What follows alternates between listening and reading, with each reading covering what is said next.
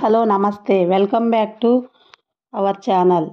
ఈరోజు మన రెసిపీ రసం రైస్. కుక్కర్లో ఈజీగా 5 నిమిషాల్లో చేసుకునే రైస్. ముందుగా ఒక బౌల్ తీసుకుని అందులో ఒక గ్లాసు బియ్యం వేసుకోవాలి. అదే గ్లాస్తో పావు గ్లాసు కందిపప్పు వేసుకోవాలి. వీటిని 2-3 సార్లు మంచిగా కడిగేసుకొని బియ్యం మునిగేలాగా వాటర్ పోసుకొని పక్కన పెట్టుకోవాలి. ఒక హాఫ్ అన్ అవర్ అయినా నానాలి బియ్యము పప్పు. పప్పు ఏంటి ఇలా ఉందని అనుకోవద్దు, ఇవి మా పొలంలో పడిన కందిపప్పు. తర్వాత ఒక బౌల్లో కొంచెం చింతపండు వేసుకొని, చిన్న నిమ్మకాయ చింతపండు వేసుకొని నీళ్లు పోసుకొని పక్కన పెట్టుకోవాలి. తర్వాత స్టవ్ వెలిగించి కుక్కర్ పెట్టుకొని అందులో 2 స్పూన్ల ఆయిల్ వేసుకొని కొంచెం ఆవాలు, జీలకర్ర, ఎండుమిర్చి, ఒక 5-6 వెల్లుల్లి రెబ్బలు, 2 పచ్చిమిరపకాయ ముక్కలు, కొంచెం కరివేపాకు, తర్వాత 2 టమాటాలు తీసుకున్నాను, చిన్న ముక్కలు కట్ చేసుకొని వేసుకోవాలి. ఇవంతా మంచిగా ఫ్రై చేసుకోవాలి. టమాటాలు కొంచెం మెత్తగా అవ్వాలి. ఇందులోనే కొంచెం కొత్తిమీర కూడా వేసుకోవాలి. కొత్తిమీర, టమాటాలు మంచిగా ఫ్రై అయితే బాగుంటుంది టేస్ట్.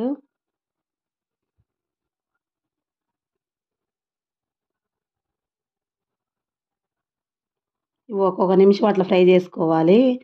తర్వాత ఇందులో కొంచెం పసుపు, 1 టీ స్పూన్ కారము, టేస్ట్కి సరిపడా సాల్ట్ అన్నీ వేసుకొని కలుపుకోవాలి.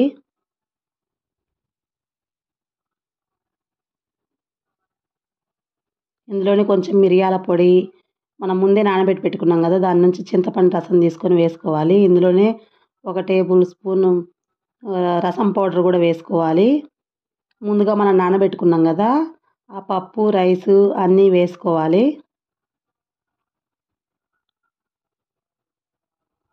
చాలా ఈజీగా 5 నిమిషాల్లో అయిపోతుందండి. లంచ్ బాక్స్లోకి అయితే పిల్లలు మంచిగా ఇష్టపడతారు. వేడి వేడిగా నెయ్యి వేసుకుని తింటే పైన చాలా బాగుంటుంది.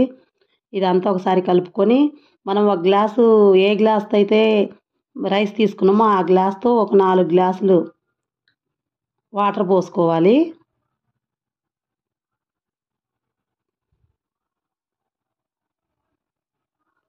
ఫోర్ గ్లాసెస్ వాటర్ పోసుకొని అంతా కలిసేలాగా ఒకసారి కలుపుకొని కుక్కర్కు పైన మూత పెట్టేసుకోవాలి. 4 to 5 విజిల్స్ రావాలండి, అప్పుడే మంచిగా ఉడుకుతుంది.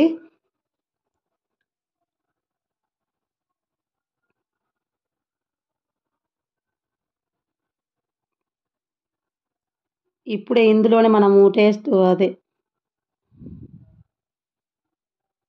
4-5 విజిల్స్ వచ్చేసినాయి. ఒకసారి చూద్దాము. చూడండి ఎంత మంచిగా వచ్చిందో రసం రైస్. అంతా ఒకసారి కలుపుకొని సర్వింగ్ బౌల్లోకి తీసుకొని సర్వ్ చేసుకోవడమేను. చూడండి, ఈ కన్సిస్టెన్సీ అయితే సరిపోతుంది.